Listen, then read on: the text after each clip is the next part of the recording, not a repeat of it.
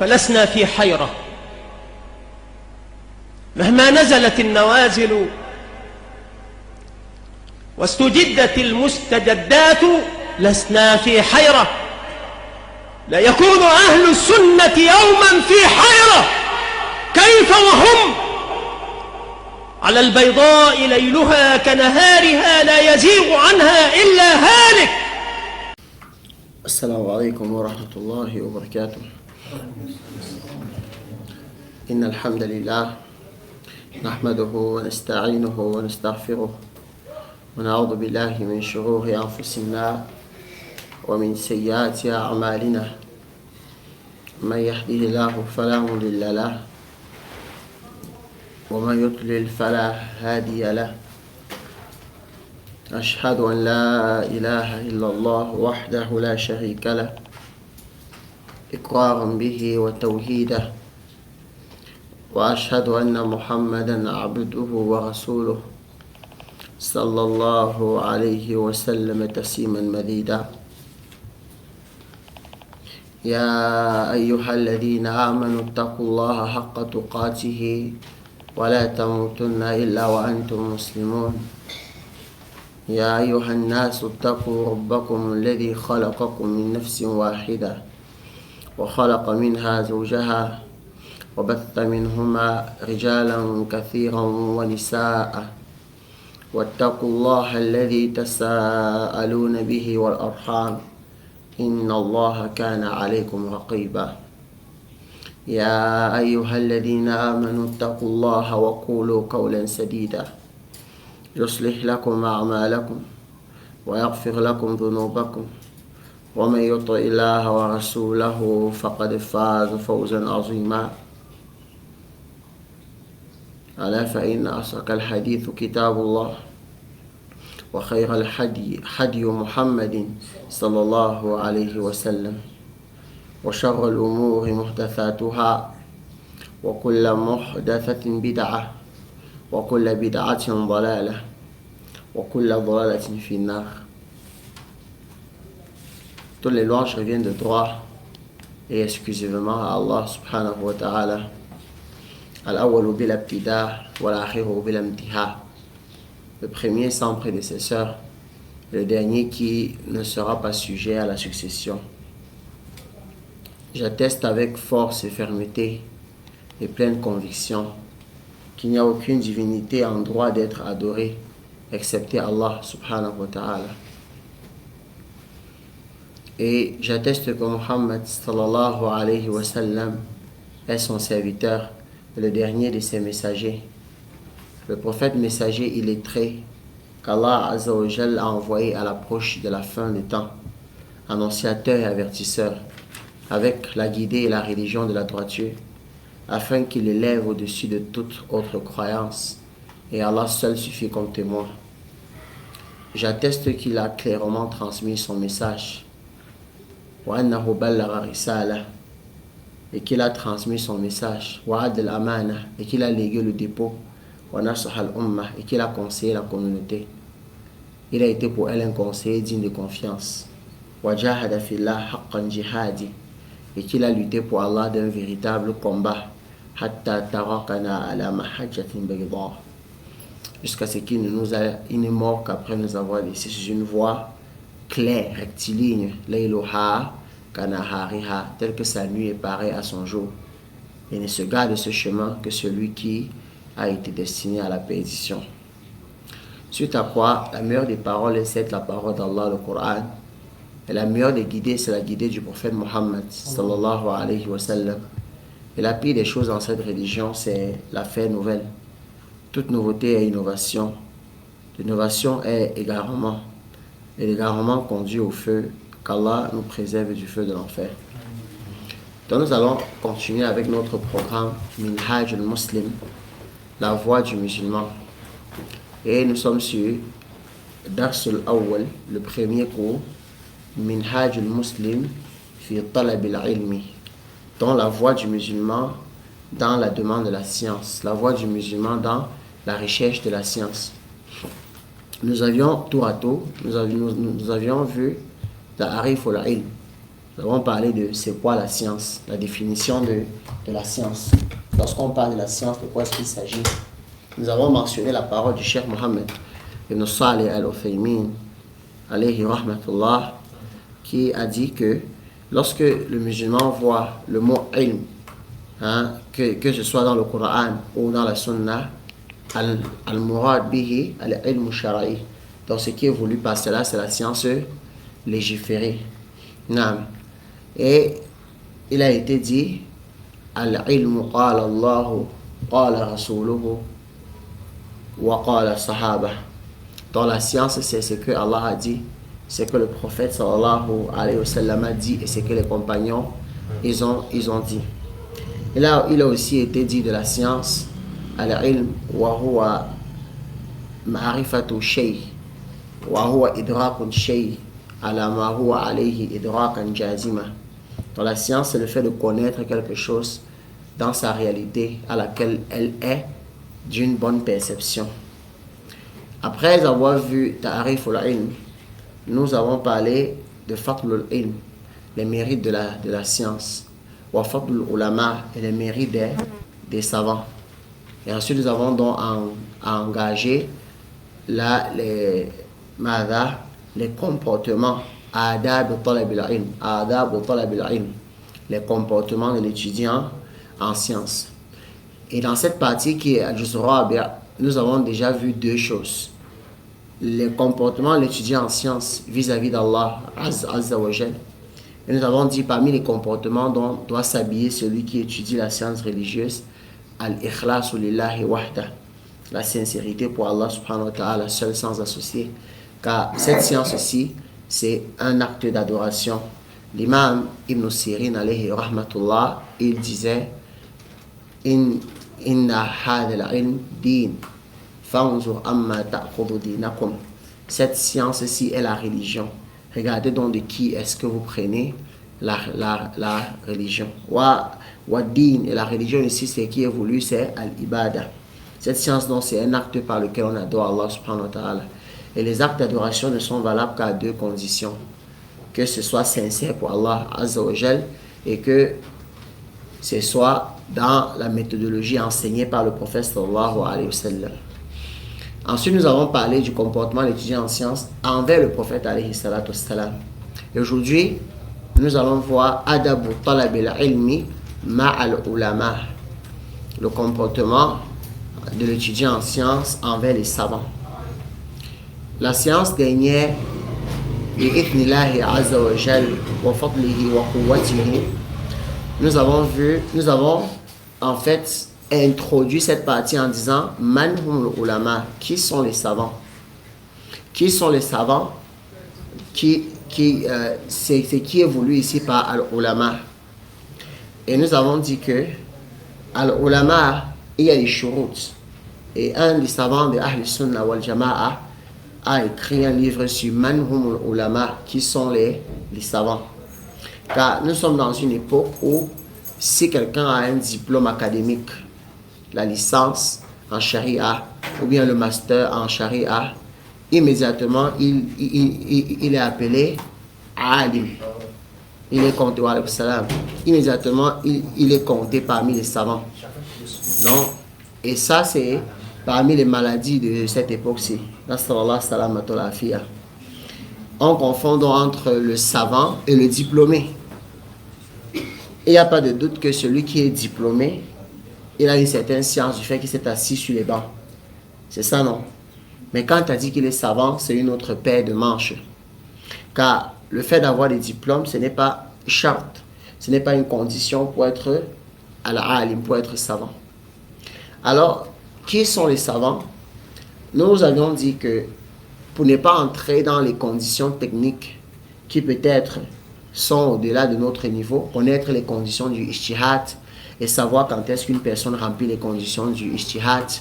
Alors ce qu'on peut enseigner aux gens comme nous, les musulmans de la masse, pour reconnaître qui sont les savants, la première des choses, c'est que nous savons que quelqu'un, pour être médecin, qui lui donne son diplôme de médecine, c'est un autre médecin.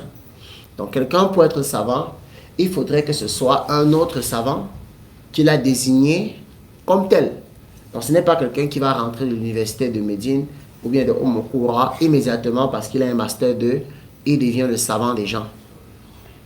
La science, le fait d'être savant, c'est al-isnad, c'est la chaîne de transmission.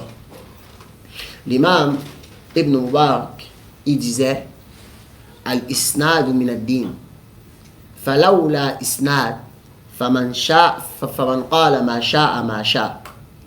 Il dit, la chaîne de transmission fait partie de la religion. Et si ce n'était pas la chaîne de transmission, les gens devaient dire, chacun devait dire ce qu'il veut.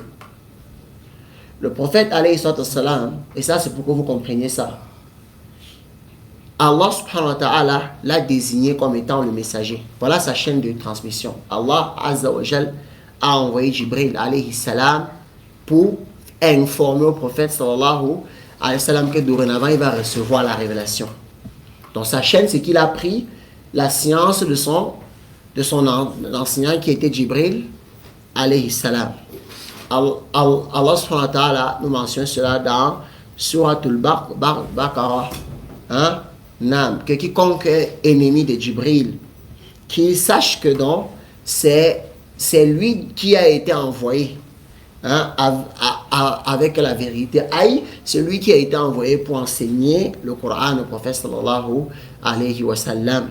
Et man kana aduwan lillah wa malaikati, et quiconque est ennemi d'Allah ainsi que ses anges, wa Jibril wa Mikal, ainsi que de Jibril et de Mikal, fa inna Allah aduwan lil kafirin. Allah est certes l'ennemi des mécréants. Et donc voilà la chaîne de transmission du prophète alayhi salatu wassalam. Allah subhanahu wa ta'ala dit wa najmi idha hawa ma dhalla sahibukum wa ma ghawa wa ma yantiqu 'anil hawa in huwa illa wahyun yuha. Allah subhanahu wa ta'ala dit que et certes il ne parle pas, c'est-à-dire votre compagnon ne s'est pas égaré, hein? Il ne s'est pas égaré, il ne s'est pas aussi perdu. Et il ne parle pas aussi sous l'effet de la passion. Sauf s'il ne parle que par révélation de son Seigneur subhanahu wa ta'ala. Voilà donc la chaîne de transmission du prophète alayhi salatu wassalam. Et Ibn Mas'ud, il a dit Inna Allah nazara fi qulub al-ibad. Allah subhanahu wa ta'ala a regardé dans le cœur de toute sa créature. Et il a choisi Faktar qulub al-anbiya. Il a choisi le cœur des messagers comme étant les meilleurs des cœurs. Hein, les cœurs des prophètes comme étant les meilleurs des cœurs. Thumma nadara fi qulubihim. Après Allah subhanahu wa ta'ala a regardé encore dans les cœurs des messagers, hein, des nabiyin, en fait des prophètes. Hein, Faktar qulub. Et il a choisi le cœur de Ar-Rusul al-Mursalin, le cœur des messagers, parce que les messagers parmi les prophètes, ce sont les élites. Après, il a encore regardé dans leur cœur. Après, Allah a choisi le cœur des saints, des 5 messagers doués de fermeté. Par ordre Nuh, wa Ibrahim, wa Musa, wa Isa, wa Muhammada. Sallallahu alayhi wa sallam. Ensuite, il dit, Allah subhanahu wa ta'ala a regardé dans le cœur de ces saints-là, Faktar qalba Muhammad. Et il a choisi le cœur de Muhammad sallallahu alayhi wa sallam comme étant le meilleur des cœurs. Et il a envoyé comme le dernier des messagers. Allah subhanahu wa ta'ala dit, Ma kana Muhammad aba ahadin min rijalikum walakin Rasulallah wa khatam al-nabiyyin. Muhammad n'est pas le père de l'un d'entre vos hommes, mais le messager d'Allah est le dernier des messagers. Allah subhanahu wa ta'ala dit, Muhammadu Rasulullah. Muhammad est le messager d'Allah. Donc ça, ce sont les tazkiyas de qui? Les tazkiyas d'Allah subhanahu wa ta'ala sur le prophète alayhi salatu wassalam. Et Allah azza wa jalla nous a demandé de revenir vers lui pour la science. C'est pour ça que c'est notre premier savant. Et c'est même la base de ilm shar'i. C'est chez lui que nous récupérons al-usul al-diyana. Allah subhanahu wa ta'ala dit Ya ayyuhal ladhina amanu ati'u Allah wa ati'u Rasul wa ulil amri minkum wa in tazana'tum fi shay faruddu ila Allah wa ila Rasul. Hein, et retourner vers Allah et à son messager, c'est-à-dire retourner à Allah et à son messager. In kuntum, si véritablement vous croyez en Allah et au jour dernier. Ceci est meilleur pour vous Et c'est ça la meilleure interprétation. Alors, Allah a dit, en fait, al-ahsan ta'wil, la meilleure des interprétations, c'est le fait que la personne revienne à Allah et à son messager. Donc, le prophète, alayhi salatu wassalam, voilà donc sa chaîne de transmission. Ensuite, il y a eu les Sahaba. Les Sahaba, ce sont les meilleurs des hommes. Je parle des Sahaba du prophète alayhi salatu wassalam. Bil-ittifaq al-ulama. Ce sont les meilleurs des hommes après les prophètes. Spécifiquement les Sahaba du prophète alayhi salatu wassalam. Et comme j'ai entendu une parole qui nous a été rapportée du Cheikh Ashoubeir, il dit, ce n'est nullement un dénigrement des compagnons des autres prophètes. Mais les compagnons du prophète alayhi salam sont les meilleurs, car à aucun moment ils n'ont abandonné le prophète alayhi salam. Si on prend par exemple les compagnons de Moussa, prenons la crème, l'élite des gens qui étaient avec Moussa alayhi salam. Lorsque Moussa alayhi salam il est parti et que par derrière ils ont adoré le veau d'or, quand il est rentré et que l'affaire s'est passée comme vous le connaissez, et qu'il s'est retiré avec 70 parmi les meilleurs de Bani Adam, parmi les meilleurs de Bani Israël, 70 qui étaient considérés comme ces Sahaba. Qu'est-ce qu'ils ont dit?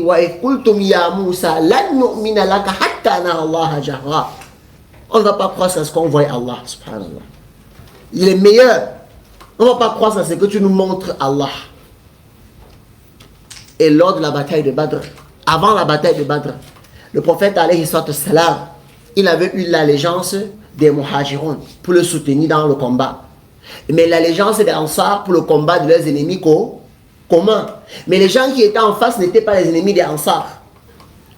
Le messager avait près de 316 compagnons, la majorité étaient des Ansar, mais leur allégeance n'allait pas jusqu'au combat avec ceux qui étaient devant là. Est-ce que vous comprenez? C'est-à-dire que même s'ils se retiraient, nul griève sur eux, parce que l'allégeance n'allait pas jusque là. Et quand le messager alayhi salam, il a dit, qui va me soutenir ici? Les Muhajirun ont commencé à sortir. On est là. Un Ansar a compris que le prophète voulait se rassurer. Si eux, ils vont le soutenir. Et un est sorti là, ya Rasulallah, on ne va pas t'abandonner comme les compagnons de Moussa l'ont abandonné. Nous serons avec toi jusqu'à ce que la mort nous atteigne. Ça, ce sont les meilleurs des gens après les prophètes, pour les compagnons du prophète sallallahu alayhi wa sallam. Et lorsqu'on a questionné le cheikh al-Islam Ibn Taymiyyah sur c'est quoi sa aqida, lorsque le questionnaire lui a posé la question, quelle est ta croyance? Il a dit, ya sa'ili an madhabi wa aqidati. Oh toi qui me questionnes, ya sa'il al-madhabi sur mon madhab et sur ma aqida, ruziq al-huda, man lil hidayati yas'alu. Que soit augmentée la guidée à celui qui recherche la guidée par sa question. Après, qu'est-ce qu'il a dit? Hein? Il a dit Hubbu sahabati kullihim li madhabun. Il a dit aime tous les sahaba. C'est ça qui est mon madhab. Et juste après, il dit wa li kullihim qadrun ala wa fadailun lakinnama as-siddiqu minhum afdalu. Il dit chacun d'eux a son rang. Ils sont les meilleurs, mais chacun d'eux a son rang. Lakinnama as-siddiq, mais as-siddiq minhum afdalu, c'est le meilleur. Parlant de Abi Bakr, as-siddiq ibn Abu Quhafa, il est le meilleur des compagnons. Mais eux tous, ils sont les meilleurs après qui? Après les messagers. Et l'imam Ahmad a écrit ça parmi les fondements des gens de la Sunna. Parmi les fondements des gens de la Sunna, il a dit wa min usul sunnati lazimati allati man taraka khaslatan minha lam yuqbal minha wa yu'min biha lam yakun min ahliha.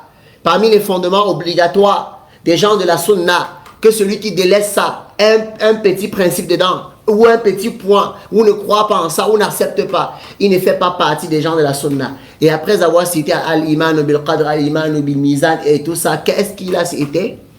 Il a dit c'est le fait de croire que khayrun nas ba'da an-nabiy sallallahu alayhi wa sallam ashabuhu, ce sont ses compagnons.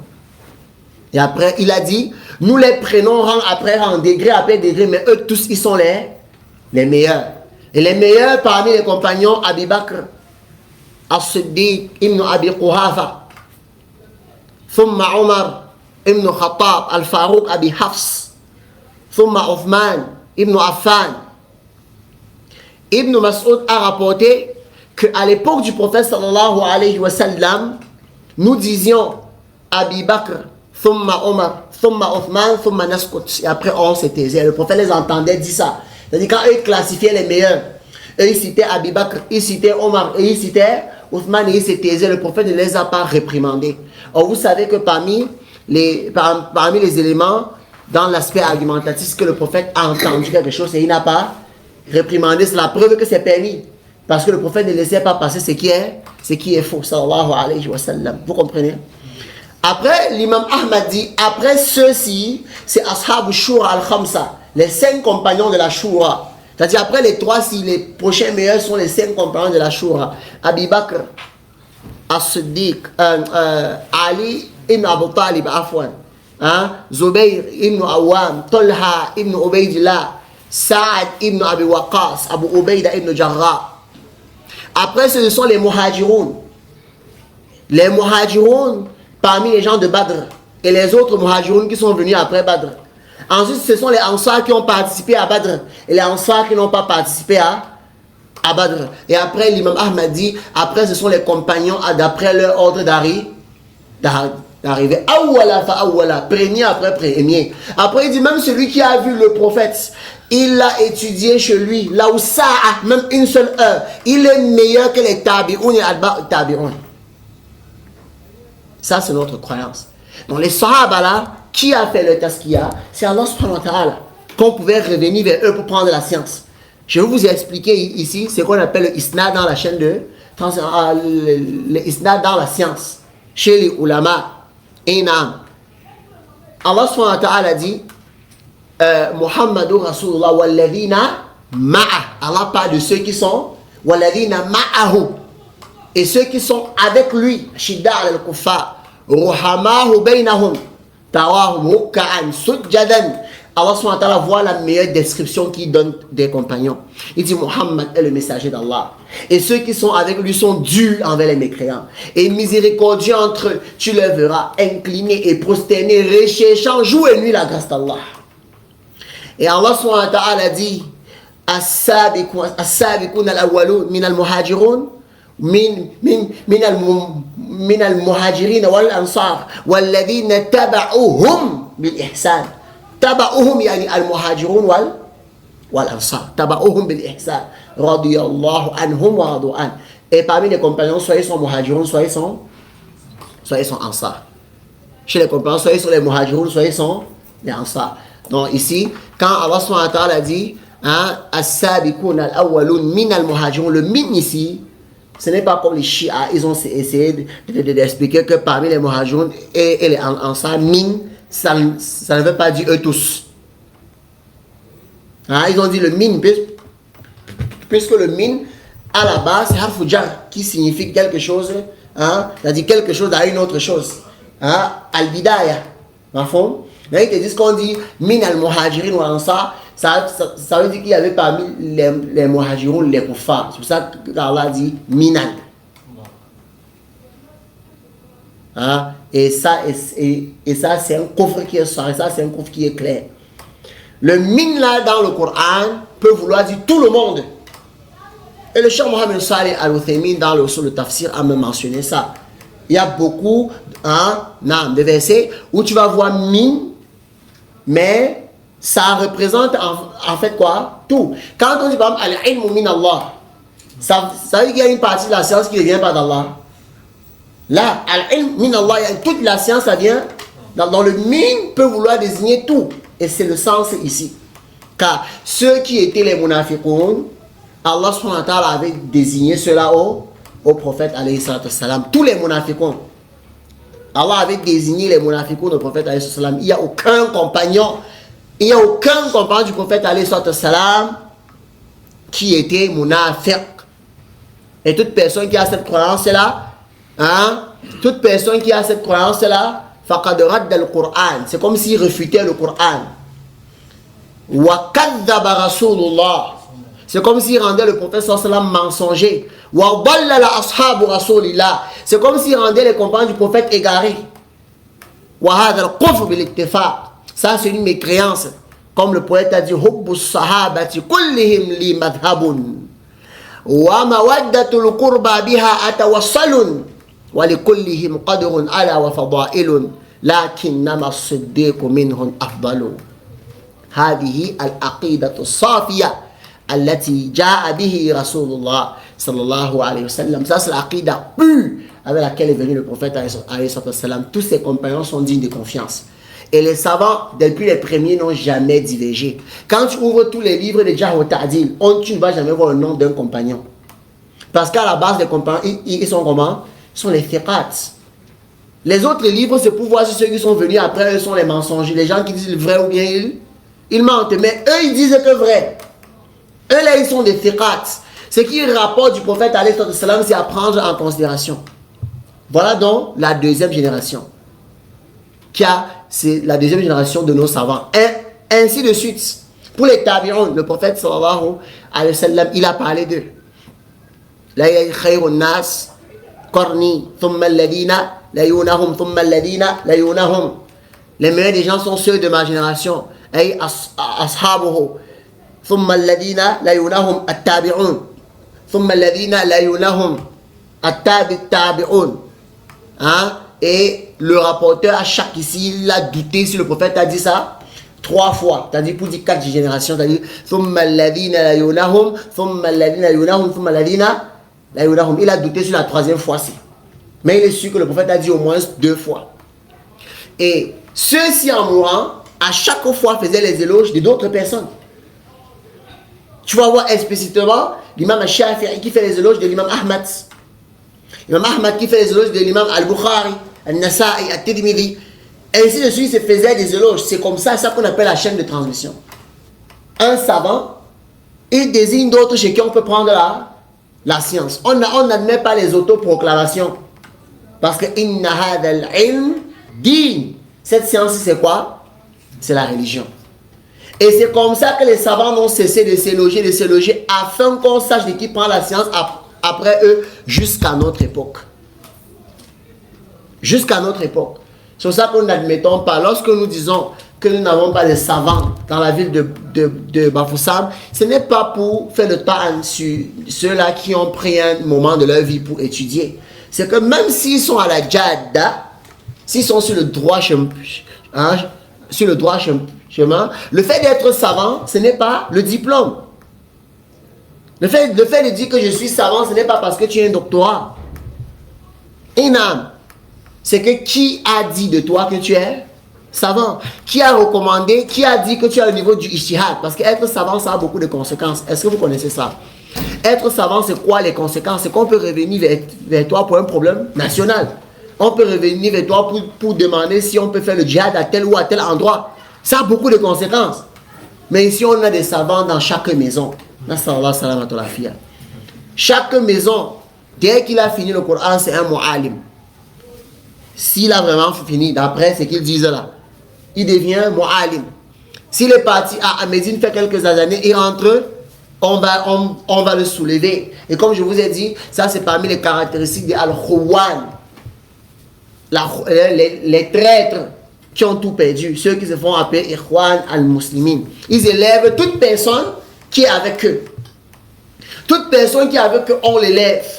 Le savant du peuple Bamileke, le savant du peuple Bamoun, on l'élève. Al-Alim, ils ont partagé les oulamas partout aux individus. Ils ont présenté les oulamas.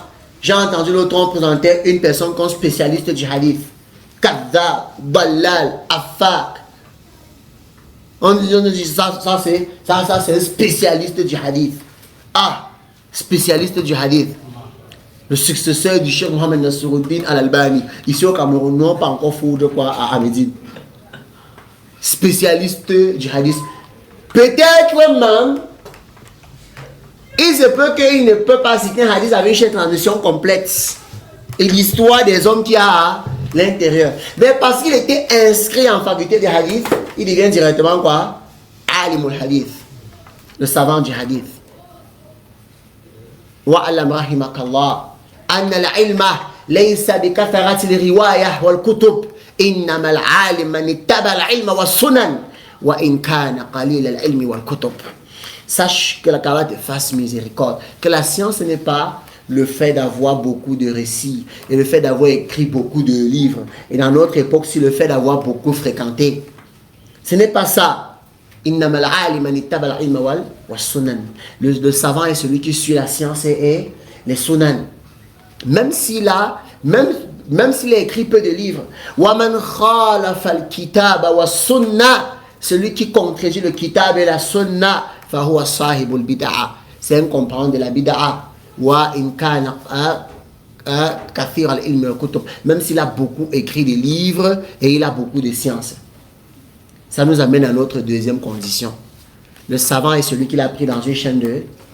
Deuxièmement, il doit être salafi. Nous ne considérons pas, même si quelqu'un est présenté aux yeux des gens comme étant un grand savant, mais qui n'est pas sur la sunna, on ne le considère pas comme savant. Bal, on peut dire qu'il est savant soufi, on peut rattacher ça, vous comprenez? Mais dire qu'il est ulama parmi les ulama, qu'il est alim parmi les ulama, auxquels les gens doivent revenir, on ne dit pas ça.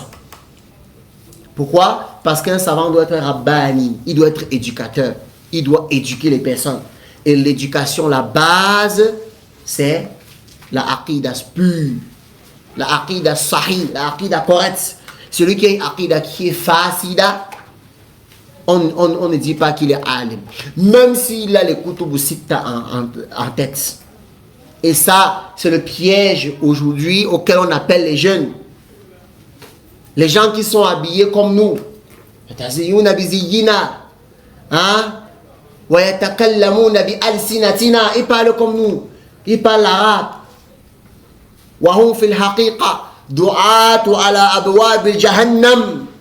Alors que dans la réalité, ils sont des prédicateurs aux portes de l'enfer. On vient les présenter aux gens al-alim, al-muhaddith, Mohamed Dioudiou. Ça, c'est le alim.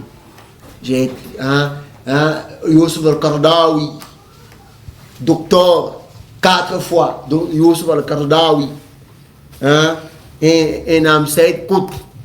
Ici des gros noms. On sait son parcours scolaire. Il a le doctorat ici, il est parti ici. Les Rouan, ils sont capables de mettre même quelqu'un qui a un diplôme en économie devant parce qu'ils partagent leur idéologie. On le met devant. Ils partagent les fatawa. Les gens ils prennent. Et ils ont causé beaucoup de troubles dans les rangs des musulmans. Beaucoup de troubles. Et ils mettent ça sur le dos des ulama de Ahl Sunnah.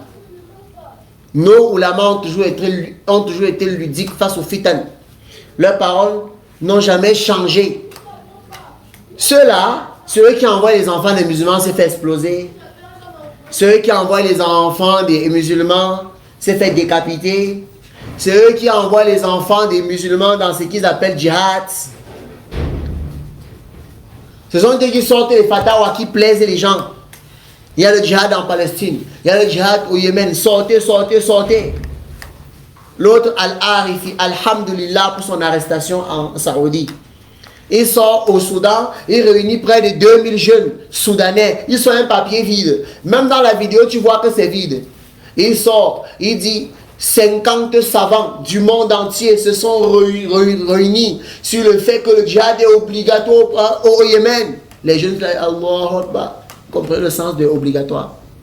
Obligatoire, ça veut dire que celui qui ne fait pas ça, lui-même, il est parti en Angleterre faire ses vacances en pleine neige. Les gars sont partis se faire décapiter. Après, ils sont à la télé, ils disent ce n'est qu'1 million qui sont morts. Parmi tous les jeunes des musulmans qui existent, allez au djihad, on vous soutient. Lui, il est assis. Ulama le fitan. Et c'est le seul, ce sont les savants du désordre, de la fitna. Ils appellent nos savants al-ulama au pétrodollar, les savants du pétrodollar. Et ils appellent nos savants les savants qui ne connaissent que les règles des menstrues. Subhanallah. Hein? Alors qu'ils sont les bien ancrés dans la science. qui donnent des bonnes orientations aux jeunes. Ceux-là, ils ne veulent que la fitna. Et c'est eux qui sont présentés aujourd'hui comme étant quoi? Comme étant des savants. Hein? Comme étant des savants, les Abu Ishaq, Al-Huwaini. Hein?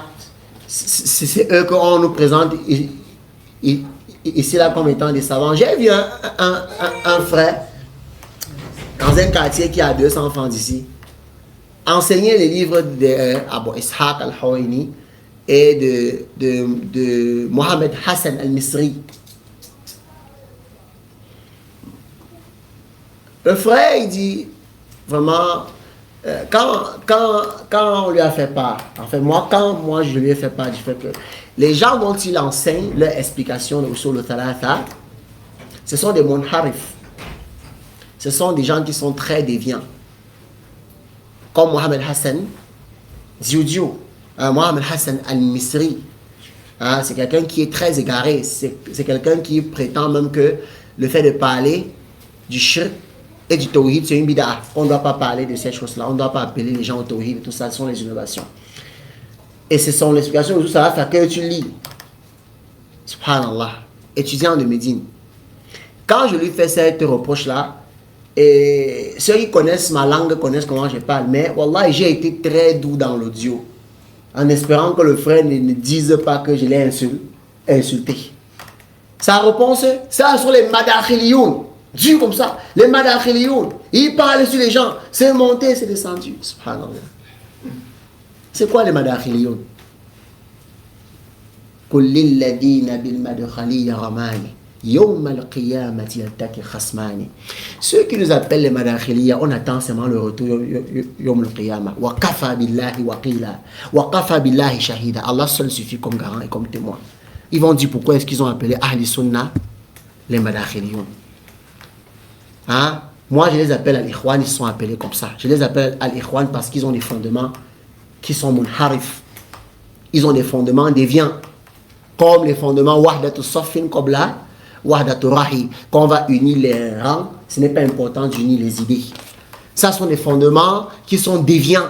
Maintenant qu'ils disent pourquoi est-ce que ceux qu'ils appellent les madakhiliyoun là sont égarés. L'imam Abu Uthman As-Sabuni, dans Aqidat Salaf, il dit wa min alamati ahli al-bid'ah, parmi les signes des gens des innovations, c'est quoi? C'est le fait qu'ils se moquent des gens de la sunna et qu'ils leur donnent des alqab sayyi à des mauvais noms.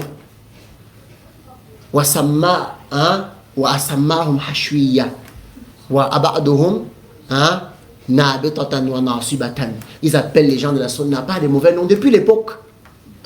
Et il dit wa ana ra'ayt, et j'ai vu dans ça, dans le fait qu'ils donnent des mauvais noms aux gens de la sunna.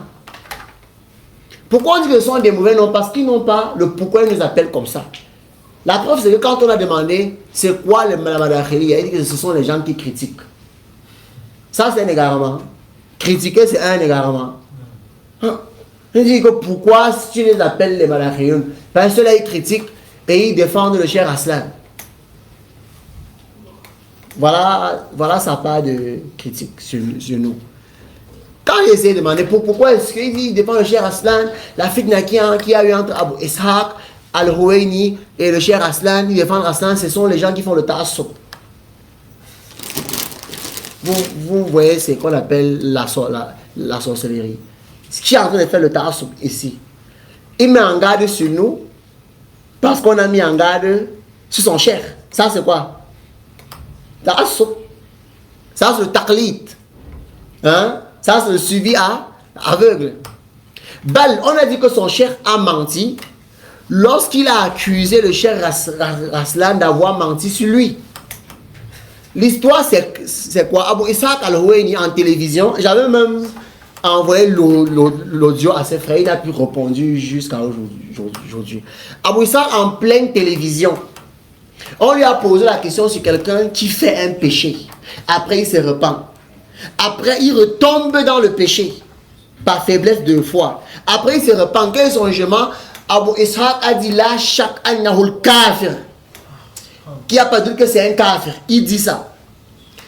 Maintenant, le cher Raslan, Hafidahullah, l'a fait un rat bien ilmi dessus. Par exemple, c'est la position des Khawarij.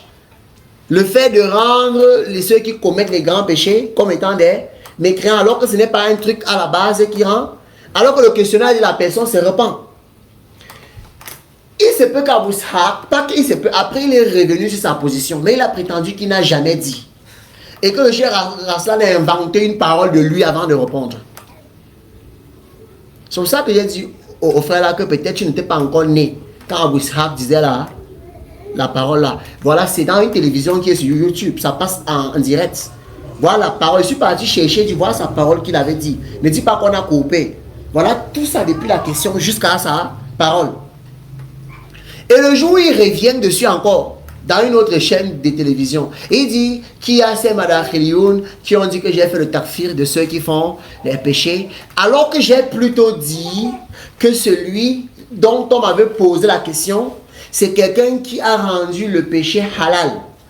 C'est pour ça que j'ai fait son takfir. Il revient de son erreur en tombant encore dans une autre erreur. Depuis quand quelqu'un qui pêche, il se repent, il se repent, c'est une preuve qu'il a rendu halal. Ça, c'est encore une fois de plus la croyance de quoi? Des Khawarij. Quelqu'un comme ça, tu vas enseigner son explication au Soul Talata. À qui? Et nous, on va regarder parce que tu es ressortissant de Médine. Parce que tu ressors de Médine, tu vas enseigner. Parce que les musulmans, la masse ne connaissent pas qui est Abou Ishaq al-Huwaini. Tu vas te placer que aujourd'hui, on va aller le chat d'Abou Ishaq al-Huwaini sur au Soul Talata. On va parler, Inch'Allah. Et la parole que nous prononçons, nous espérons nous rapprocher d'Allah subhanahu wa ta'ala par ses redoutes. Parce que la réfutation, c'est le droit de la communauté. On ne peut pas leur enlever ça. إذا سكت أنت وسكت أنا إذا سكتتم, si vous vous taisez et je me tais. Maintenant, les autres personnes connaissent la vérité comment? Comme a dit l'imam Mubajjal Ahmed ibn Muhammad ibn Hanbal rahimahullah. Il a posé la question à celui qui est venu dire Ya imam, anna yadhkuru alayhi an aqul fulanu kada wa fulanu kada. Il est venu voir l'imam Ahmed, il a dit Ya imam, vraiment c'est dû à moi de rester et de dire que telle personne a fait ça, telle personne a fait ça. Ça, c'est le comportement de beaucoup d'imams actuellement. Et il se présente aux yeux des musulmans de la masse comme des gens qui ont mieux compris la religion.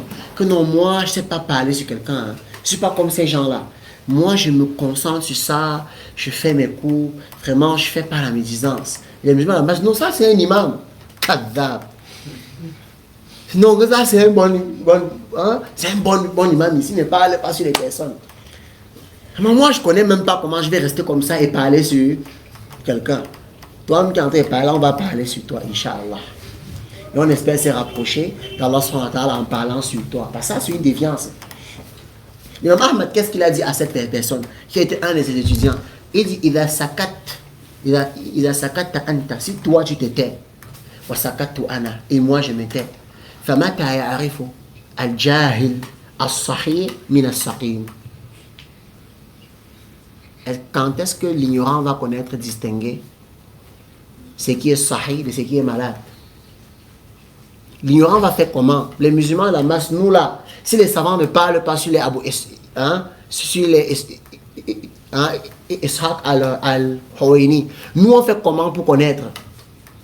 Parce que le musulman de la masse n'a pas qualité pour reconnaître l'égarement, vu qu'il n'a pas la science. Tu peux dire un truc devant lui, il ne connaît même pas que c'est un égarement. Parce que l'erreur dans la science n'est connue que par ces gens, pas les gens de science. L'ignorant, il va connaître comment? L'ignorant est défini comme celui qui voit tout ce qui est rond comme le pain. Et il voit tout ce qui est blanc comme le lait. C'est ça qui est l'ignorant. Tout ce qui est rond pour lui, c'est le pain. Dès que tu as là-bas, pantalon coupé, tu es sunni. Si tu dis Kaifa haluk, Kaifa amal, il dit alim. Dès qu'il entend Kaifa haluk, il dit ça c'est un alim. Le musulman la masse, voilà sa balance. Et si tu parles avec douceur, sakin, il dit non, ça c'est un alim, ça c'est parmi les kibar ulama. Donc voilà sa part de balance. Maintenant si tu le laisses comme ça, avec certains qui disaient que la femme peut faire l'armée, Quand il reste comme ça, il écoute, il dit non, ça c'est le docteur, 20 ans, il a une preuve. Tu l'abandonnes, tu seras responsable. Parce que les mises en garde, c'est une obligation collective. C'est wajib sur la communauté. Il faudrait forcément qu'il y ait des gens qui parlent pour que les autres en sont excusés. On ne peut pas laisser les musulmans de la masse comme ça.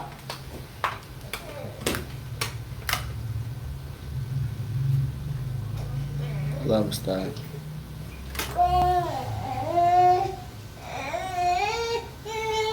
Je sais pas un peu. Il y a eu un problème avec la connexion.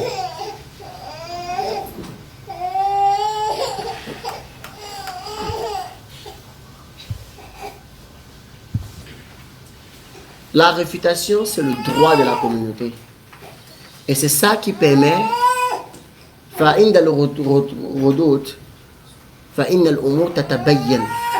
les réfutations, les choses deviennent comment? Deviennent claires. Les choses deviennent claires. Et le faux se distingue du vrai. Mais maintenant, les gens qui ne veulent pas qu'il y ait des réfutations, c'est parce qu'ils veulent mélanger le vrai avec le faux. Or, la base de la religion, c'est que la religion est venue clarifier le vrai aux gens. Allah SWT a reproché ça aux Juifs. Pourquoi? Parce qu'ils mélangeaient le vrai au faux. Et ils cachaient sciemment la vérité alors qu'ils connaissaient. Quelqu'un, il fait la da'wah depuis 30 ans. Il te dit que je connais que telle chose est interdite. Mais vraiment, le moment n'est pas encore arrivé de le dire. Il faut être sage. C'est quand que tu vas dire à Bali? Tu vas dire ça quand? Ça c'est grave. La sagesse, il y a ikhwan. Ce n'est pas ce que ceux-là veulent vous faire comprendre. La sagesse, savoir mettre chaque chose à sa place. C'est ça la sagesse. La sagesse ne consiste pas à avoir le shirk, tu dis que c'est plutôt le tawhid. Ça, c'est la sagesse. Le shirk, c'est le shirk. Wa qul ja'a al-haq. La vérité est venue, c'est pour que le faux s'en aille. Parce que le faux est destiné à s'en aller. La vérité n'est pas venue pour cohabiter avec le faux. Les roudoutes là, c'est haqqul umma. Et parmi les fondements des gens de la sunna, il y a ça. Le fait de refuter le mukhalif, ça fait partie des fondements, parmi les fondements de notre religion. Le Cheikh Bakr Abi Zayd, dans son livre Al-Rad al-Mukhalif, il a cité une parole qui est muhim majiddan par rapport à ça. Et ce livre-ci, nous disons que Kalamuhul Awwal huwa sahih, sa parole première est correcte. Quant à l'ensemble des choses que le Cheikh Bakr Abi Zayd, rahimahullah, rafarallahu la, il a écrit dans son livre Tasnif al-Nas bayna zanni wal yaqin, on dit cette parole-là fahuwa batil wal haq fi qulubina a'zam. Et c'est la vérité qui est plus en droit dans notre cœur d'être acceptée. C'est un cheikh, mais il s'est trompé dans les paroles qu'il a dit. Naltaqi fi matafa alay wa yakhudhu ba'duna fi makhtalafna fi wa min mithli qawlihim la tuharif al-khilaf bayna al-muslimin wa min mithli toutes ces paroles qu'il a rapportées dans son livre Tasnif al-Nas Bayna Zan wal Yaqin, ces paroles-là ont été réfutées d'après ce qu'elles méritent. Et tous ceux qui ont dit ça ont été refutés. Mais son livre qu'il a écrit Al-Rad al-Mukhalif, on doit se référer à ça. Ce qu'il a dit dedans est vrai. Et c'est en conformité avec la voix des gens de la sunna. Il a dit Al-Raddu al-Mukhalifi aslun min usul l'islam. Le fait de réfuter celui qui transgresse, c'est un fondement parmi les fondements de la religion. وَلِهَذَا إِذَا رَأَيْتَ مَنْ رَدَّ عَلَى الْمُخَالِفِ فِي شُذُوذِ الْفِقْهِ أَوْ قَوْلُ الْبِدْعِ فاشكر له دفاعه بقدر ما وسع ولا تخذله بتلك المقولات المهينة. لماذا لا يرد على الألمانيين؟ فالناس قدرات المواهب ورد الباطل الواجب. Il dit, si c'est pour ça, le fait de refuter le transgresseur, c'est un fondement parmi les fondements de la religion.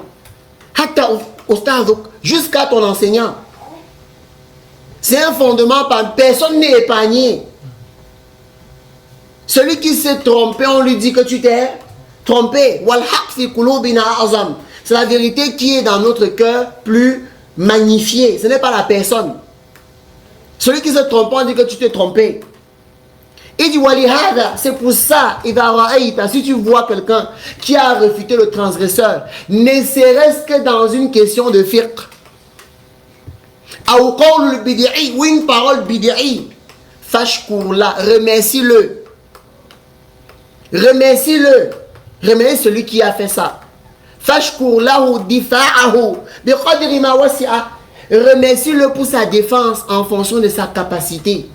Parce que les gens ne sont capables, c'est-à-dire les gens n'agissent qu'en fonction de leur capacité. Lui, il était capable de réfuter cela. Remercie-le. Ne lui fais pas défection, ne l'insulte pas. Ne lui fais pas défection. Ne le prime pas. Pourquoi tu as parlé? Pourquoi tu as parlé? Comme il y a un qui a dit, je m'étonne qu'un tel, je m'étonne qu'un tel parle sur un tel. Il dit, moi je m'étonne qu'un tel là, qui est Nakira, parle de celui qui est Ma'arifa. Pour lui, le Nakira et le Ma'arifa, c'est sur la base des Shahadat. Bon, d'ailleurs, moi je ne suis pas Ma'arifa. Moi je suis Nakira, alhamdulillah. C'est dans mon Nakira que je me débrouille, petit à petit. Mais celui-là, il est Ma'arifa dans le dalal. Il est bien Ma'arifa dans ce qui est dalal. Pourquoi il ne s'est pas étonné? Pourquoi il ne s'est pas étonné de l'alliance entre son chef, Mohamed Hassan, et Abdurrahman II Choua? Limada la ta'jab anhuma. Pourquoi tu ne t'es pas étonné sur leur alliance? Pourquoi tu n'es plutôt étonné du fait que j'ai parlé sur Mohamed Hassan? Pourquoi tu ne t'étonnes pas de Mohamed Hassan qui fait les éloges d'Abdurrahman II Choua? Celui qui a contredit un fondement parmi les fondements des Ahl Sunnah en disant qu'on peut invoquer sur les cadavres des koufars. Pourquoi tu ne t'étonnes pas de lui? Pourquoi tu ne t'étonnes pas de Mohamed Hassan qui fait les éloges de celui-ci qui a traduit le Coran en langue bassa? Limada, pourquoi je t'étonne seulement de moi qui a parlé de lui? Ou bien, j'ai été dit, il y a Ahmaq, et tu dis qu'il faut respecter le qalqala. Si tu t'arrêtes sur Ahmaq, il faut dire Ahmaqa. Et je t'ai dit Naam, j'ai compris ce que tu as dit. Et après, plus tard, tu me dis il faut faire ça parce que c'est Allah seul qui est Al-Khaliq. Il dit, mais pourquoi tu n'as pas dit Al-Khaliq? Il dit, non, en fait, laisse, pour moi, on n'a pas le qalqala. C'est pour toi qu'il faut mettre le qalqala. Donc, quand c'est nous, quand on parle, il y a un problème. Mais il ne s'étonne pas de voir l'alliance entre ces personnes-là. Non, ça c'était une parenthèse. Donc, le fait de refuter le transgresseur, c'est un fondement, parmi les fondements de la religion. Et chaque musulman doit refuter en fonction de sa capacité. Il refute en fonction de sa capacité. On ne doit pas entendre le Cheikh Al-Fawzan pour venir refuter quelqu'un qui nous dit que la femme peut faire l'armée. Il est placé dessus. Que déjà un homme ici au pays, c'est permis. Quelqu'un va, il a dépassé le stade de l'homme, mais maintenant il part sur la femme. Donc il faut qu'on attende le Cheikh Al-Fawzan. Là, ce que tu as dit là, c'est faux, grand. Ce n'est pas que ton diplôme est faux, ton diplôme est vrai, alhamdulillah. Mais ce que tu as dit là, c'est faux. Wal-haq fi qulubina a'zam, c'est la vérité qui est plus en droit d'être magnifiée dans notre cœur. Donc c'est donc ceux-ci, c'est donc à cause de ceux-ci qu'il est important de savoir qui sont les ulamas. Vous comprenez bien? C'est important de connaître qui sont les ulamas. Sinon tu vas gaspiller tes oreilles, tu vas gâter tes yeux, tu vas foirer ta croyance en écoutant les compagnons de Dalal, les compagnons de l'égarement. Et ils sont doux quand ils parlent. Vous voyez, et ça, c'est leur coutume depuis longtemps. Le fait d'être doux. Parce que ça avec les musulmans aiment quoi? La douceur.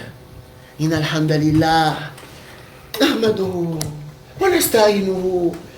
Quand la sœur écoute ça, elle dit ah non, le type s'y est guidé. Quand il voit la couleur de sa barbe, il est chaud, il est beau, il est marrant, il est guidé. Ça, c'est sa balance. Après, il commence à te frapper les. Hein? Il te frappe les égarements. Et il te frappe les égarements. Égarement sur égarement. Maintenant, les gens veulent qu'on n'en parle pas. Les gens veulent qu'on se taise. Là, il faut dire que ce qui est faux est faux. Afin que les gens soient sur leur garde. Quelqu'un est venu voir l'imam Ahmad par rapport à sa mise en garde sur Haris al-Muhasabi. Il a dit, ya imam, tu as mis en garde sur lui, le hadith, sakinun khashi'un min qassati wa min qassati. Tu as mis en garde sur lui alors qu'il rapporte le hadith avec tranquillité, avec douceur, comme ceci et comme cela. Pourquoi tu as mis en garde sur lui alors qu'il rapporte le hadith? Frère, ce qu'il a importé, ce n'est même pas l'égarement de Al-Muhasabi, ce n'est pas ça. Ce qu'il a importé dans ça, c'est que c'est un homme qui est comment? Qui est doux. Ne te laisse pas tromper par l'abaissement de sa tête. C'est un mauvais homme. Ne le connaît que celui qui le connaît bien. Là, tu kalim, ne lui parle pas. Là, karamatala, n'aie pas d'égard. Voilà, ne sois pas fier quand tu le vois. Il a commencé à refaire encore sa mise en garde. Qu'Allah fasse une écoute à Ahmed. Ça, c'est la voie des salafs. Ça, c'est la voie des salafs, les mises en garde. C'est le droit de la communauté. Mafhum. Maintenant, quant à nos ulama, quel est donc le comportement envers eux? Quel est le comportement de l'étudiant en sciences envers les savants? C'était ça le titre de la leçon. Il était important d'abord qu'on fasse une différence entre al-ulama ou les mauvais savants, hein, et al-ulama rabbaniyoun, et les savants éducateurs qui profitent aux gens. Donc nous parlons ici des savants éducateurs, ceux-là qui profitent aux gens, les ulama de Ahl Sunnah wal Jama'a, al-ulama de Ahl Hadith wal Athar. أدب طلب العلم مع العلماء يجب على طلب العلم أن يقدر العلماء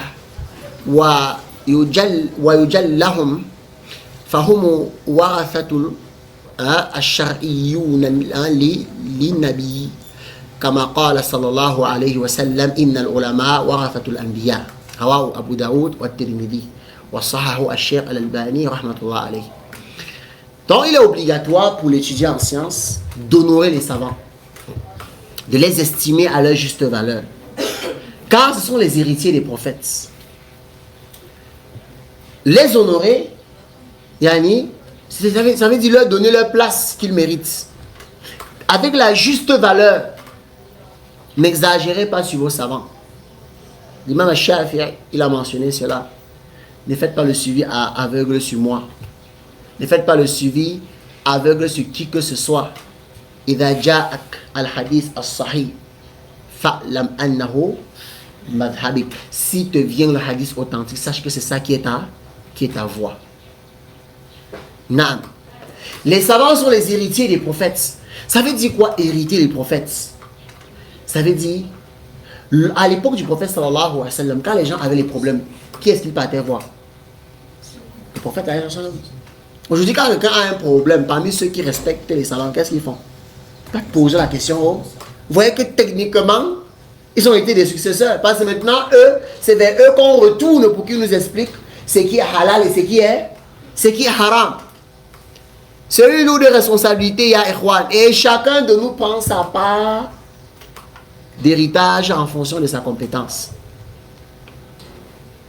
Et le cheikh Abdelaziz ibn Abdillah ibn Baz, dans une de ses paroles, il disait à ses étudiants, cet héritage-là, ne pensez pas que vous allez juste prendre un héritage comment? Dans un sens et laisser l'autre. Si tu prends l'héritage dans la science, tu vas prendre l'héritage dans les épreuves. Ne dis pas que tu seras un étudiant en sciences qui ne sera pas éprouvé. Tu vas être éprouvé dans ta personne, dans ta science, dans ta femme, dans tes enfants, dans ta maison. Tu seras éprouvé. Tu ne peux pas prendre l'héritage là sans apprendre l'épreuve qui va avec. C'est pour ça que vous allez voir comment est-ce que le savant parfois parvient à donner des conseils perspicaces à quelqu'un. Parce que la majorité des problèmes que tu lui soumets là, il est passé par là. Il a été éprouvé par ton épreuve que tu lui apportes là. Quand il dit que chérie, traverse telle chose. Il dit que traverse seulement. Traverse seulement moi-même. Non. Il a fallu qu'Allah lui fasse passer par là pour qu'il puisse te conseiller. Imaginez un père savant sans expérience. Il sera rabbani. Ça sera difficile. Hein? Il sera difficile. Il sera certain savant qui va donner le halal même. Quant aux événements de la vie des personnes, ce sera difficile. Quand tu t'engages dans le chemin de la science, sache que tu vas prendre la science et l'épreuve qui va avec. Quand tu veux donner aux savants leur juste valeur, c'est que tu n'exagères pas sur eux, tu ne les négliges pas. Ceux qui exagèrent sur les savants, ils vont jusqu'à les adorer. J'ai prononcé un nom, Hassan Djoudjou, que les Ikhwan nous présentent comme un savant. C'est quelqu'un qui va auprès d'une personne qui lui crache dans la main pour qu'il se ouangue avec. Il y a beaucoup de vidéos dessus. Ils disent que non, il lui a fait la ruqya. Subhanallah, on voit plusieurs personnes là-bas en train de tendre la main, ils crachent, chacun vient, il se ouangue avec. Djoudjou a essayé de défendre ça. Djoudjou, il a mémorisé le Sahih Bukhari, le tout. Muslim, Abu Daoud, At-Tirmidhi, An-Nasai, Ahmad. Il vient en pleine télévision qu'on a allumé pour que les enfants des musulmans voient. Et il dit, c'est pas le kufr, c'est pas le shirk. Le prophète, quand il crachait ses compagnons sexuels avec.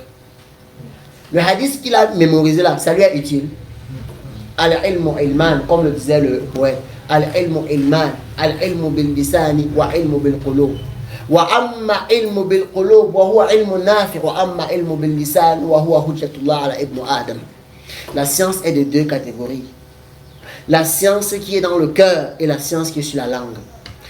La science qu'il y a dans les cœurs, c'est ça qui est la science et qui est profitable. C'est ça qui aide les gens. La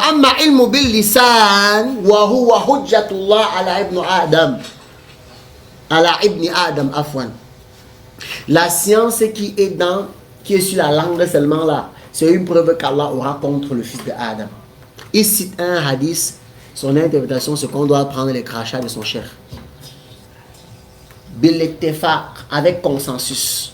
Le prophète sallallahu alayhi wa sallam, il était une baraka li nafsi. Et personne en dehors de lui n'a ça. Jusqu'à même les vêtements du prophète, tu pouvais chercher la baraka dessus. Sans doute, ça c'est bil ittefaq. Parce que c'est qui? C'est le messager d'Allah. Sallallahu alayhi wa sallam. Maintenant, cher Foulan qui adore les tombes. Cher Foulan qui sacrifie pour autre qu'Allah subhanahu wa ta'ala. Cher Foulan qui est un sahir, qui est un sorcier. Parce que celui-là, c'est un cher soufi. Celui qui pense souffle dans sa main là, c'est un cher soufi. Qui dit que Allah est dans lui. Tu pars pour que quelqu'un comme ça, même si c'était la ruqya, il y a Balid, il y a Amak, il y a Ahwal. Si c'était vraiment la ruqya qu'il te faisait, parmi les conditions du raq, il y a quoi? Il faut qu'il soit quelqu'un qui soit celui-là, qui est la aqida safiya. Tu es parti voir un sorcier, un sahir, man ata kahina, ou arrafa, wa saddaka bima yaqud, faqad kafar bima unzila ala Muhammad, wa saddaka bima yaqul, faqad kafar bima unzila ala Muhammadin, sallallahu alayhi wa sallam. Tu es parti voir un sahir, avec tout le hadith que tu as eu à mémoriser, c'est là-bas que ça t'a amené. Et celui qu'on présente comme étant quoi? Ils ont exagéré sur leur savant. Hein? L'autre sort, ceux de nommé Ahmad Tijani, il parle de ses savants à lui. Il dit, j'avais appris de mon savant Salat al-Fatiha. Et j'ai cessé de lire Salat al-Fatiha. Alors que mon oustas en moi m'a demandé de préserver Salat al-Fatiha. Parce que ce n'est pas Ahmad Tijani qui a créé ça. C'est un autre égaré, dans ces générations spontanées d'égarés.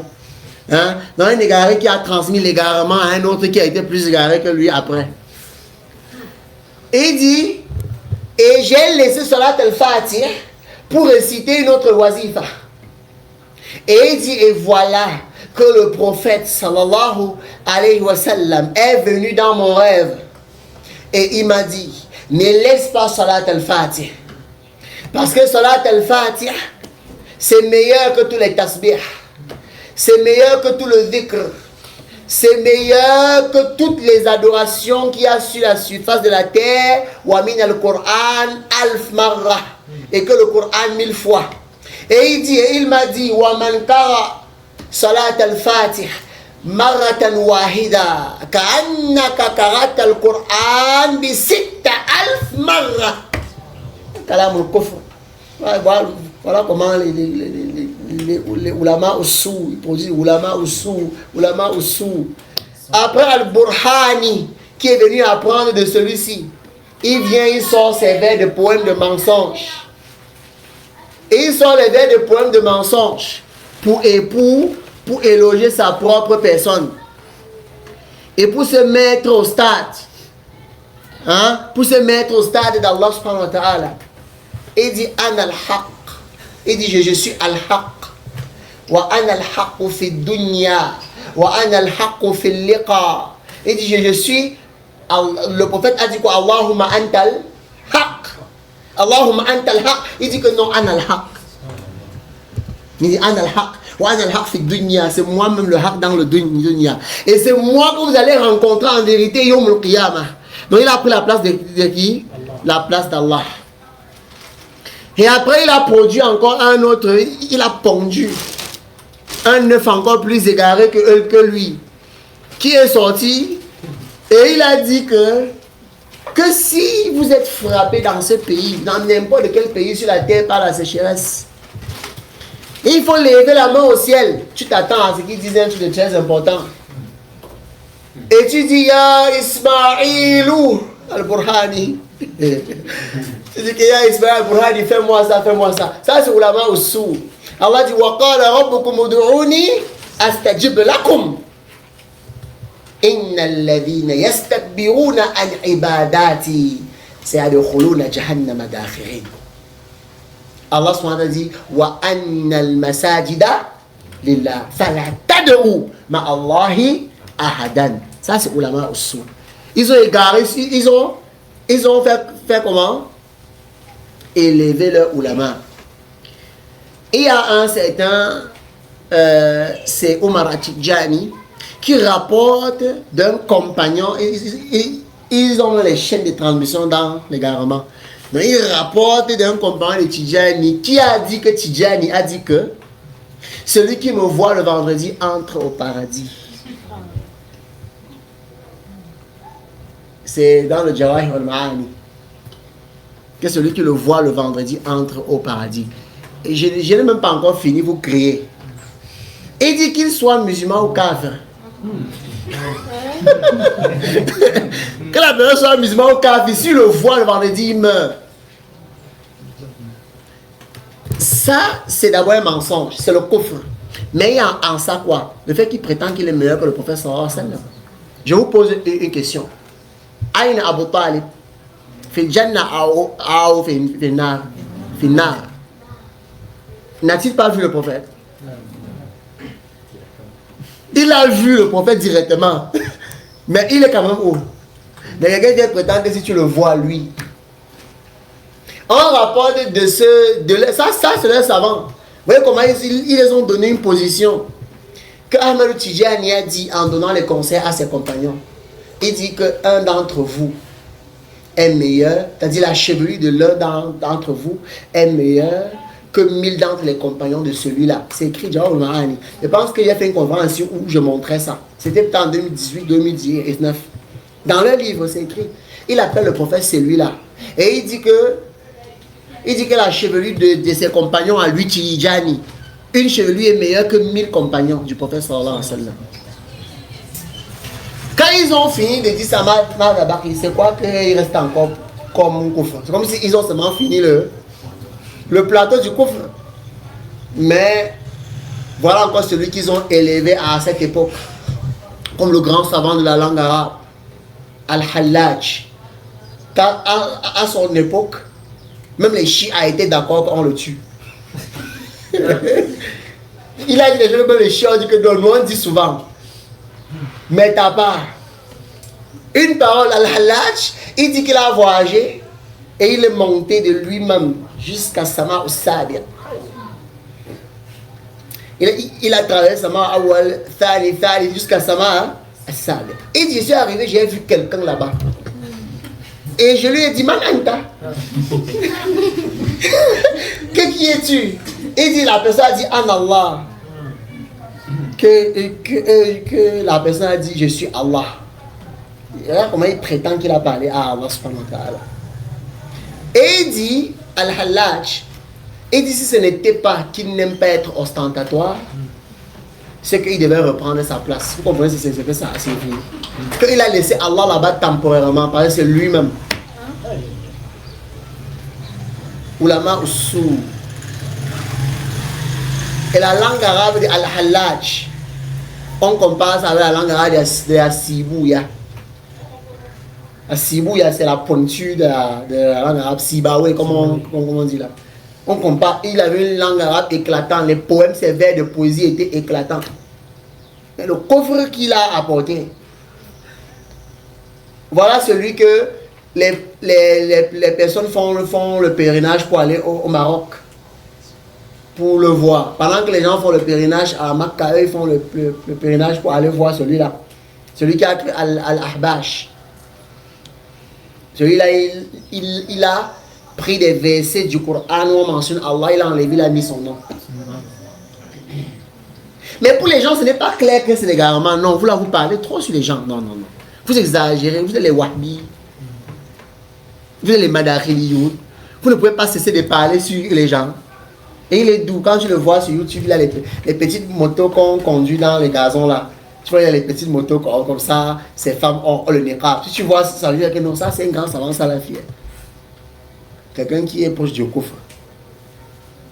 Et certains savants ont d'ailleurs fait son takfir. Celui-là.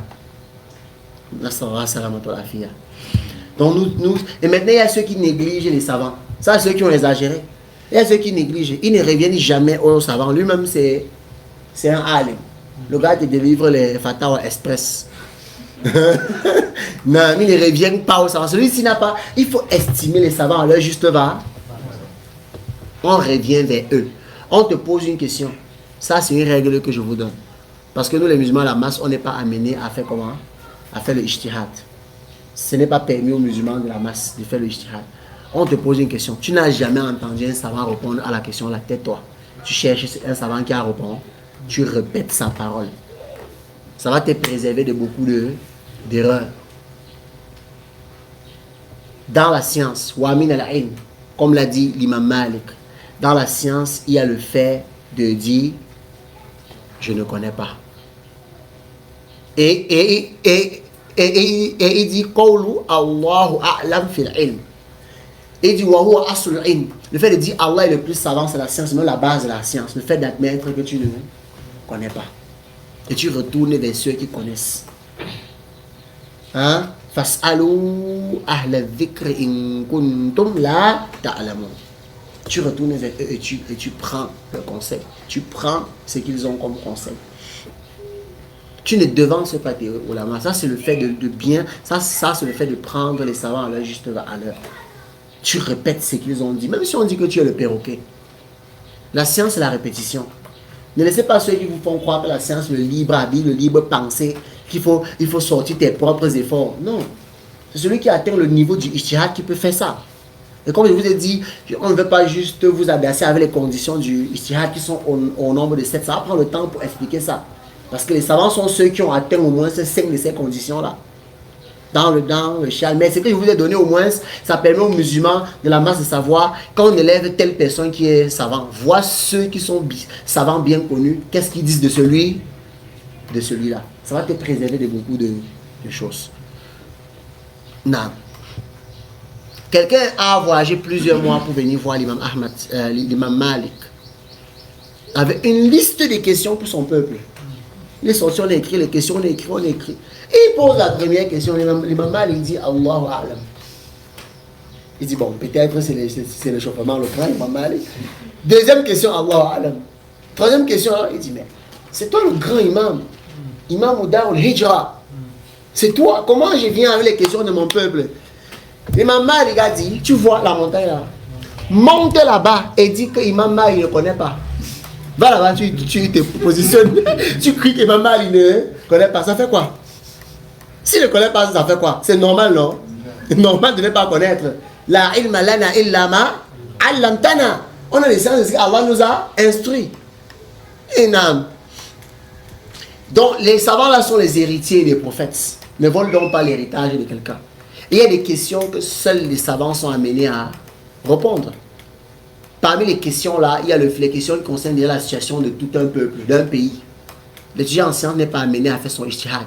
Si vous voyez l'étudiant en sciences qui va faire la conférence pour démontrer les choses, non, mon frère, c'est ce que les savants ont cité. Démontrer dans quelle mesure le fait de voter serait une contrainte pour nous laisse. Mon frère, les savants ont connu le mot contrainte avant que ton grand-père ne naisse. Tu comprends seulement ce qu'ils ont. Laisse tes concassements que tu as envie de concasser. Ça sont des questions qui ne concernent pas une personne, non? Ça concerne la nation. Ça, c'est pas au niveau de l'étudiant en sciences. De venir t'asseoir. Tu veux parler de ça, tu répètes que leurs paroles. Même si on dit que vous les sunnis, vous êtes que les perroquets. Dites naam. Nous sommes les perroquets bil haq, Inch'Allah. Nous sommes les perroquets dans la vérité, Inch'Allah. Et répéter la vérité est meilleur que le fait de penser dans le faux. Ma femme? Non. وينبغي له أن يأذر من تنقصهم أو الخوض في أعراضهم فإن ذلك من مسالك أهل الأهواء والبدعة ومن البوادر التي تنذر بشؤم العاقبة.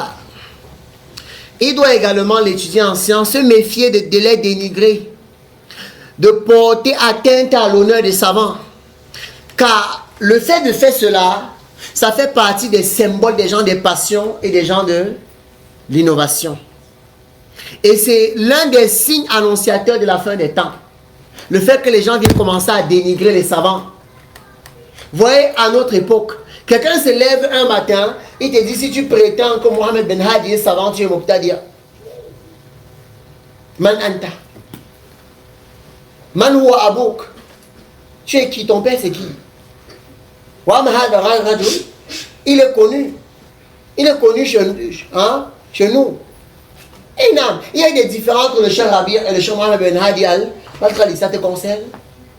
Tu as quel niveau pour entrer dans les affaires des savants? Tant qu'il n'y a pas un qui bada à l'autre, ça ne nous concerne pas. Quand il finit de gérer ça, le problème c'est quand les étudiants veulent se mêler des choses dont ils n'ont pas le niveau. Les gens dénigrent les ulama. Quelqu'un se place et commence à dénigrer le Cheikh Saleh Al-Fawzan. Il dénigre. C'est un vieux, j'ai entendu quelqu'un, Wallah, je voulais pleurer, mais pas pour le Cheikh, mais pour lui. C'est un Égyptien, il sort, c'est durant une khutbah, il parlait du Cheikh Saleh Al-Fawzan.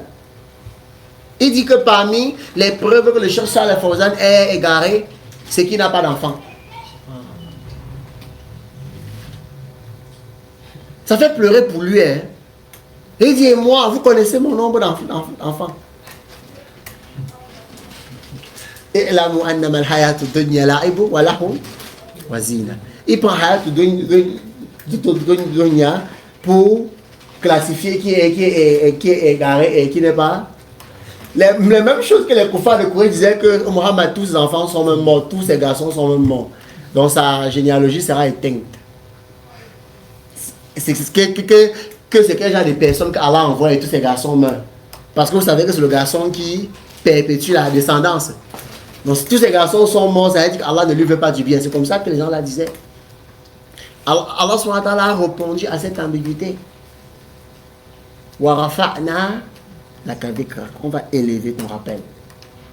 Et le poète a dit wa dhamman ila ithna nabi ila ithnihi idha qala fil khamsi mu'adhdhin ashhadu.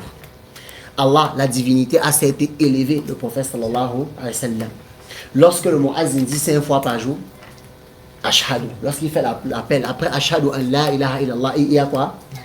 Ashhadu anna Muhammad Rasulullah. Et j'ai dit à celui-là qui a dénigré le Cheikh Saleh Al-Fawzan, c'est que Allah subhanahu wa ta'ala a élevé le rappel de Cheikh Salih Al-Fawzan. Lui-même, je ne me souviens même pas de son nom, celui qui a dit ça. Oui, il s'appelle comment? C'est forcément Foulan Ibn Foulan. Son nom, c'est quelqu'un, fils de quelqu'un. Wama Salih Al-Fawzan, il n'y a pas de doute qu'Allah subhanahu wa ta'ala a élevé son rang. Jusqu'à même les musulmans de la masse, jusqu'à même les innovateurs ont du mal à parler sur lui facilement. Parce que, même il m'a dit, mon frère, tu parles sur qui comme ça, t'as pas là. C'est quelqu'un qu'Allah subhanahu wa ta'ala a mis l'amour, son amour dans le cœur de ses serviteurs, qu'Allah le préserve. Et là. Donc, le fait de venir critiquer les savants, c'est quoi la conséquence? On regroupe plutôt les gens sur le suivi des ignos. Et c'est un signe de la fin des temps. Parmi les signes de la fin des temps, c'est qu'on va prendre le mensonger pour véridique et le véridique pour menteur. Et le prophète sallallahu alayhi wa sallam, il a dit quoi là, l'heure de la résurrection ne viendra pas jusqu'à ce que la science ne soit enlevée. Et le messager alayhi wa sallam, il a dit, et Allah ne fait pas disparaître la science en l'enlevant du cœur des gens. Mais Allah Azza wa Jal fait disparaître la science en faisant mourir les savants. Et voilà que les savants meurent. Et les gens vont venir prendre quoi? Les têtes de l'égarement. Ils vont leur poser des questions. Et ils vont leur répondre. Et ils vont s'égarer et ils vont les égarer. Quand les gens critiquent les ulamas, les musulmans ne veulent même plus poser la question à ces ulamas. Ils veulent plutôt poser la question à ceux-là qui les ont critiqués dans le faux. Parce que vous allez voir que les critiques des Ahl Sunnah, c'est dans quoi? C'est dans le vrai. Eux, leurs critiques sont tous les affaires. Tu ne sais même pas déjà les critiques que les gens la font. Quelqu'un vient, il parle de ta mère était courte, ton père était géant. Tu ne sais pas ce que ça a à y voir dans le domaine de la science. Il y a un fondement qu'on a dit que si un savant qui n'a pas d'enfant, il n'est pas un savant. On peut vous citer, c'était qui les enfants de Al-Zahabi? Il y a beaucoup de ulama qui n'ont pas eu d'enfant. C'est qui l'enfant du Cheikh Mohammed Salih Al-Uthaymin? C'est qui? Donc il a mis ça comme une condition jusqu'à ce qu'il se place au mimbar le vendredi. Et les feignants disent Allah Akbar pendant que l'imam parle, durant le vendredi. C'est-à-dire, il gâte les oreilles des gens et il gâte encore le Jumu'ah. Ça, c'est un méchant, il est un noir cœur. Il gâte tout. Et les gens commencent à parler alors que pendant que l'imam parle, tu ne dois pas parler pendant le sermon du vendredi. Il a tout gâté en fait. Donc, vous devez vous méfier de les dénigrer et de porter atteinte à leur honneur. Comme on dit, la chair des savants est amère. La chair des savants est amère. Pendant que tu es en train de le dénigrer et que les gens sont en train d'invoquer pour lui en disant Hafizahullah, malheur à toi, yak, gare à toi. Honore les savants des gens de la sunna. Mais l'honneur qu'on leur donne, ce n'est pas que on les suit même lorsqu'ils sont dans le faux. Mais on a un comportement doux envers les gens de la sunna. Il faut vérifier le marque. Bon, je pense qu'il a encore dit certaines choses. وَيَتَعَدَّبُ مَعَهُمْ فِي الْمَجَالِسِ وَالْكَلَامِ فَيُقَدِّمُهُمْ فِي الْحَدِيثِ وَيُسْرِي لِكَلَامِهِمْ وَيَتَعَدَّبُ فِي السُّؤَالِ وَالْجَوَابِ. L'étudiant se doit d'adopter un comportement noble à leur égard, que ce soit dans leurs assemblées ou dans la parole. Tu donnes la parole au savant. Tu donnes la parole à celui qui connaît que toi. Et tu l'écoutes attentivement. Et tu formules tes questions avec respect. Pour formuler la question à un savant, tu ne commences pas à dire non, ahsanallah ilaykum. Qu'Allah soit bienfaisant envers vous. Qu'Allah vous élève en degré. Ya Sheikhana, notre chef, kada wa kada wa kada. Je parle des savants, pas de nous. Nous, là, c'est. Hein? On parle des ulama. Tu précèdes la question par une invocation et tu finis avec une invocation. Comme j'ai entendu du chef Ibrahim al-Muhammad. Tu commences par une invocation et tu finis par une invocation. Assalamu ilaykum. Et après, barakallahu fikum. Et tu le vous vois. Quelle est votre orientation par rapport à ça? C'est comme ça. Parce qu'il porte une chose que tu n'as pas. Quand quelqu'un te dépasse, tu portes son sac. Hein? Viens pas commencer à dire tu. Nous on connaît, je vais dire Adam que le tu là c'est un manque de. Tu ne peux pas dire que tu as fait ça, tu as fait ça. Tu as qui mon frère? Assalamu ilaykum. Barakallahu fikum shaykhana. Hein? Le questionneur dit Taïb.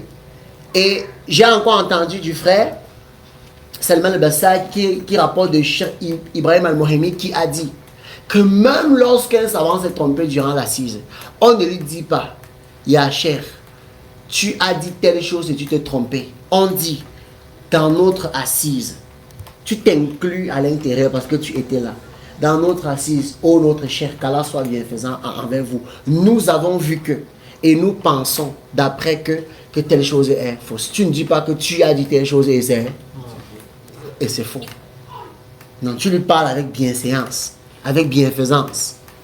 Les salafs contrôlaient la façon que les gens leur parlaient. Quelqu'un est venu, l'imam Malik était en train d'enseigner le hadith. Il est venu, l'imam Malik parlait, il a interrompu. Il a dit, ma mère m'a envoyé prendre la science chez toi. L'imam Malik a fini ce qu'il était en train de faire. Il a appelé 10 étudiants. Qu'a arrêté le mois. Le balançoire, ça existe depuis.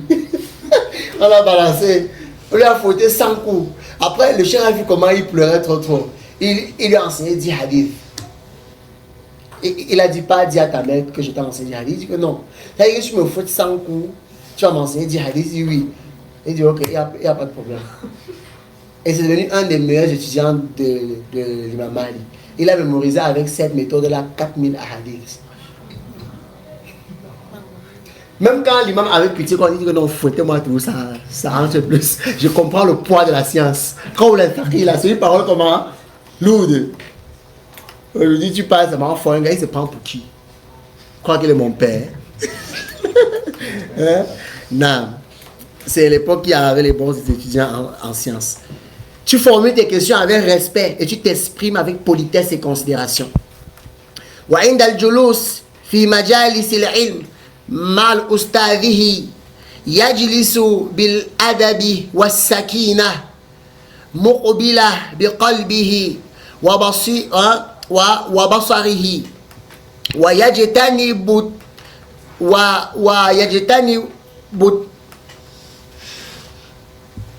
نعم التلفت واللعب ويجتنب القطع والمقاطعة ويرفع يداه عند السؤال ويتعدب في الكلمات والنبرات. Lorsqu'il s'assoit dans une assise de science avec son enseignant, il s'assoit avec décence et calme, pas avec brutalité. Décence et calme. Tourné vers l'enseignant, de toute son attention, de son regard, évitant de se disperser, de s'agiter ou de perturber l'ambiance. Il s'abstient de couper la parole à l'enseignant, de hausser la voix lorsqu'il parle, lorsqu'on lui donne la parole, et de lever la main avant de poser des questions, avec un ton respectueux et un langage mesuré. ومن أدب مع العلماء أن يحسن الظن بهم ويحمل كلامهم على المحمل الحسن وإن ظهر منهم خطأ أرضه على الكلام الله ورسوله فإن وافق قبله وإن خالف رده بأدب واحترام دون تجريح أو تشهير. Parmi les formes de bon comportement envers les savants, c'est que tu as une bonne opinion d'eux, tu penses du bien d'eux, tu leur donnes des excuses. On te dit, il a dit ça, il s'est trompé. Et d'avoir une bonne opinion d'eux, d'interpréter leurs propos avec bienveillance Et si une erreur leur échappe, s'il tombe dans une erreur, tu dois confronter sa parole à la parole d'Allah et à son messager. Si cela est en accord, tu acceptes. Si c'est contraire, tu rejettes avec politesse, respect, sans insulte ni diffamation. وَيَحْفَظُ لَهُمْ مَكَانَاتَهُمْ وَيَدْعُ لَهُمْ وَيَذْكُرُ مَحَاسِنَهُمْ وَيُشِيعُ فَضْلَهُمْ فَهُمْ مِصْبَاحُ الْأُمَّةِ وَدِرْعُهَا وهم ركن الراسخ الذي يرجع إليه الناس نعم في النوازل. L'étudiant en sciences préserve la dignité des savants. Il invoque pour eux. Lorsqu'il prononce leur nom, il dit Hafidahullah, qu'Allah le préserve. Hafidahullah wa ra'a, qu'Allah le préserve et l'élève. Il invoque Allah pour eux. Il mentionne leurs qualités et il fait connaître leur mérite aux gens de la masse. Parce que les savants sont les flambeaux de la communauté. Ce sont des ampoules qui éclairent la communauté. Ce sont les boucliers protecteurs contre les choubihats. Ceux qui sont en avant. Si on te donne la place d'un savant, ne serait-ce qu'une seule heure, tu vas fuir. C'est toi qui penses que c'est facile. Pendant que tu es en train de réfléchir à lui poser une question, quelqu'un sur la terre est encore en train de réfléchir à poser la question. Finalement, il a sa famille qu'il faut qu'il gère. Et après, il a encore la communauté. Il a d'abord lui-même encore qui va gérer. Après, il a la communauté qu'il faut qu'il gère. Si on te donne sa place un instant, tu vas dire vraiment, il faut vraiment des étapes pour arriver là. C'est pour ça que celui qui prend la place des savants, ça va, il va se fatiguer. Pourquoi?